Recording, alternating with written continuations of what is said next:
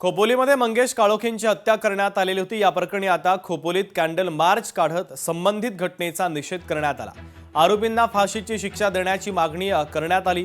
खोपोलीमध्ये शिवसेनेचे कार्यकर्ते मंगेश काळोखेंची हत्या करण्यात आली। या प्रकरणी आरोपींना फाशीची शिक्षा झाली पाहिजे या मागणीसाठी कॅन्डल मार्च काढण्यात आलेला आहे। आमदार महेंद्र थोरवे देखील या कॅन्डल मार्चमध्ये सहभागी झाले। खोपोली शहर आणि परिसरातील हजारो नागरिक कॅन्डल मार्चमध्ये सहभागी झालेले आहेत।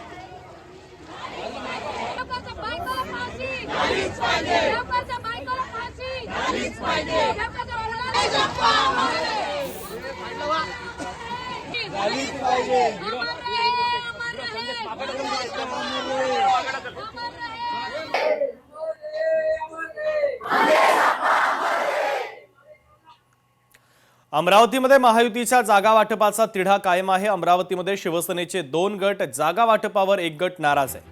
जगदीश गुप्ता संजय राठोड यांची बैठक अर्ध्यावर सोडून ते निघाले। शिवसेनेच्या जगदीश गुप्तांनी माध्यमांना जय श्रीराम असं म्हटलं, तर जगदीश गुप्तांचा गट स्वबळावर लढण्याच्या तयारीत असल्याची माहिती सूत्रांनी दिली आहे। गुप्तांच्या विधानानं महायुतीमध्ये विसंवाद असल्याचे संकेत आता मिळत आहेत।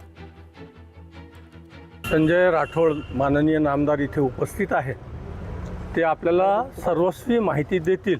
त्यांना सगळे अधिकार शिवसेनेने दिले होते, ते सविस्तर माहिती देतील। माझं म्हणणं योग्य नाही। माझ्याबद्दलचा विषय असा आहे, मी उद्या सकाळी 9 किंवा 10 वाजता प्रेस घेईन आणि मी माझी भूमिका उद्या स्पष्ट करणार आहे। मी आता जय श्रीराम म्हटलं, जय श्रीराम कोणाला उद्या सांगेल। हो, नामांकनाचा एक दिवस शिल्लक राहिला उद्याचा आणि आता हे उमेदवार समोर आहेत। याबद्दल सविस्तर उद्या सकाळी मी बोलेल। देवयानी फरांदेंचा मुलगा निवडणुकीच्या रिंगणातून बाहेर पडला। भाजप पक्ष नेतृत्वानं निर्णय घेतला। पक्षाच्या नेतृत्वानं निर्णय घेतल्यानं निवडणुकीतून माघार घेतली, तर देवयानी फरांदे यांनी निर्णयाचं स्वागत केलंय। मी त्यांचं स्वागत करते आणि भारतीय जनता पार्टी आणि शिवसेना राष्ट्रवादीचे जरी युती झालेली असेल तर आम्ही मैत्रीपूर्वक लढत ही पुढच्या महानगरपालिकेच्या निवडणुकीमध्ये बघायला मिळेल। आम्ही देखील युतीचा प्रस्ताव शिवसेनेच्या सोबत दिलेला होता, राष्ट्रवादीकडे देखील दिलेला होता। त्यांच्या अध्यक्षांशी सर्वांची 2 ते 3 वेळा 4 वेळाची चर्चा झाली, परंतु त्यांनी जी जागांची मागणी केलेली होती ती खूप मोठ्या प्रमाणामध्ये अधिक होती, अवास्तव होती आणि त्यामुळे आज आपण बघत आहोत की त्यांनी युती तोडण्याचा जो निर्णय जो आहे तो घोषित केला आणि शिवसेनेने राष्ट्रवादीच्या सोबत युती केली।